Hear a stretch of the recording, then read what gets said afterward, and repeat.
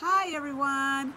It's a little cold here in Colorado, and so it is that warm cuddle season, except I don't have no one to cuddle with.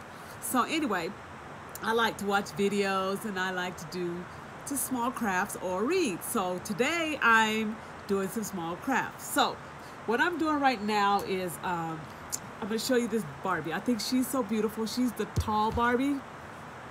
And so right now, I love her hair. I love it. Her hair is so beautiful. It's so red. It's so curly. But I wanted to do something different with the Barbie.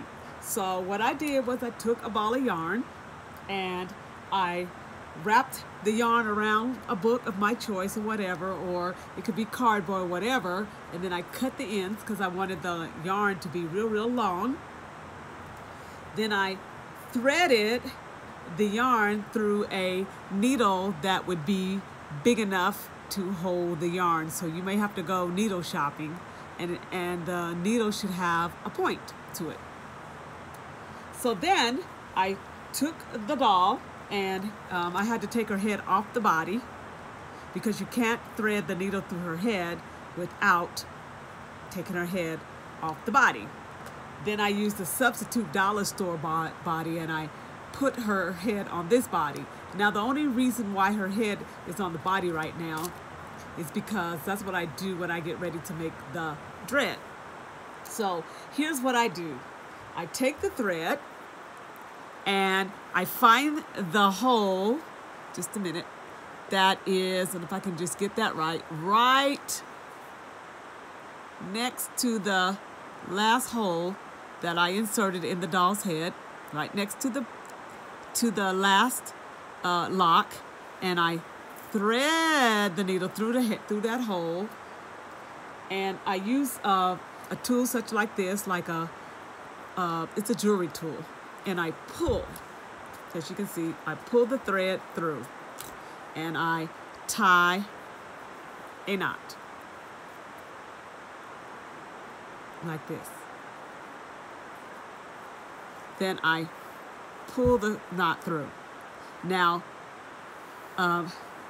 usually, you know, when I'm just doing this and I just loosen up the hair or whatever, and then it's really frilly hair, but this time. So then it's the next time I thread another piece of yarn, and I didn't really want to thread a yarn on camera because it takes so long sometimes because the hole on this needle isn't that big, and I didn't want to take up my whole video trying to thread this through the needle. Make sure all parts are threaded through, because that's not going to be good for the head if it's not. And this one,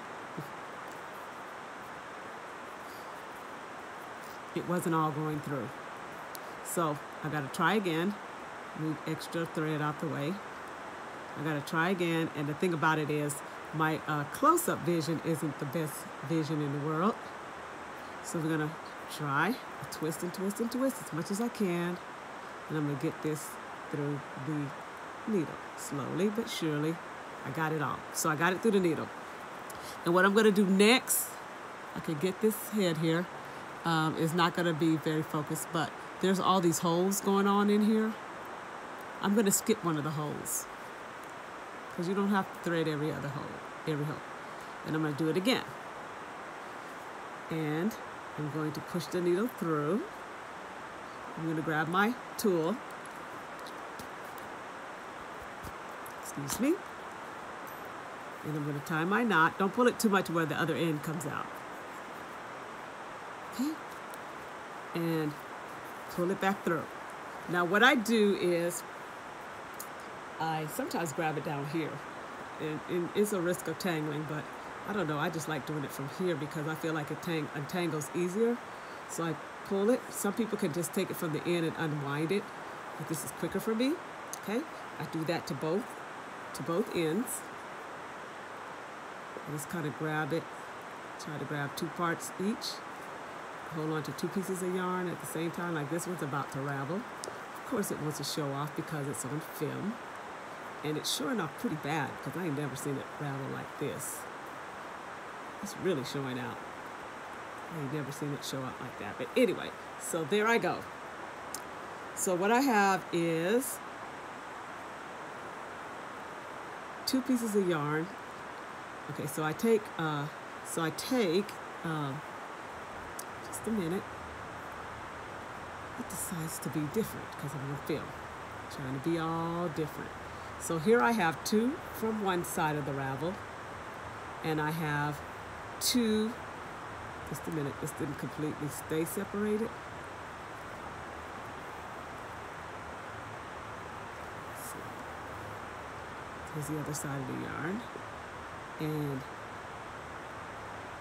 2 from this other side. For some reason it didn't separate all together.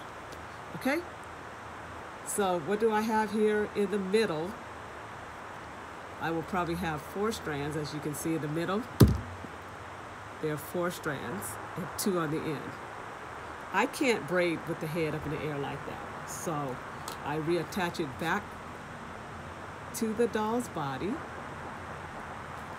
See if I can tilt this just a little bit, or maybe I'll bring it up a little bit. Just a minute, sorry y'all. Kind of went up. Sorry for that. Okay, so then I take the 2 strands and wrap it around the 4 strands, and I braid.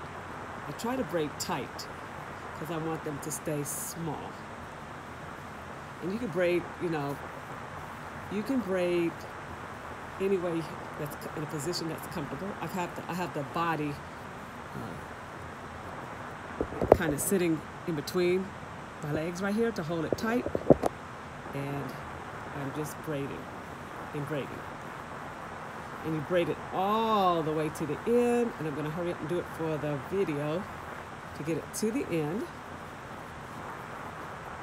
And this is a long process, but this is one of those, like me, this will take about 2 days for me to get the whole head braided. And I decided that I wanted to do the edges first. And so I just wanted to do the braids all around the back edges, and then I'll fill in the middle. And remember, you fill in 2 holes, unravel both of the strands. You have 2 strands on one end and 4 strands in the middle. And you just kind of braid it tight together. And you keep going until you finish. And this will give you a nice dreaded look on the Barbie. And so I'm gonna hurry up and finish this toward the end. I normally can reroot a doll's head within a day, but that's if I'm not doing nothing to it like this. And the first time I did like this, I did 1 strand and I unraveled the strand, and I did like, it was 4 strands, so I did 1 strand over 2 strands, and they were awfully thin. It was just so thin, but it was nice. It was time consuming, but it was still real nice. But I feel like to kill some more time, I would use 2 strands of yarn, and it would go over the doll head well. But the first time I did this, I did it with a dollar store Barbie, and they don't have too many holes in the head. And so you really got to fill those in with small pieces to make a lot of pieces. And then I had to really actually create more holes. So I go all the way to the end, almost done. And sometimes it doesn't work out evenly, and that's okay. I go as far as the shortest piece, and then I kind of clip the end. This one had a little knot. And then I like to use clear glue because it dries clear, and I put the glue on the ends and I twist.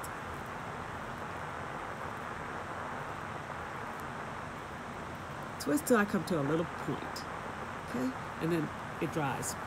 And so this is what I've done so far, and I will do another video when she's done, but this is what I've done so far with her hair, and so far it's dreading beautifully.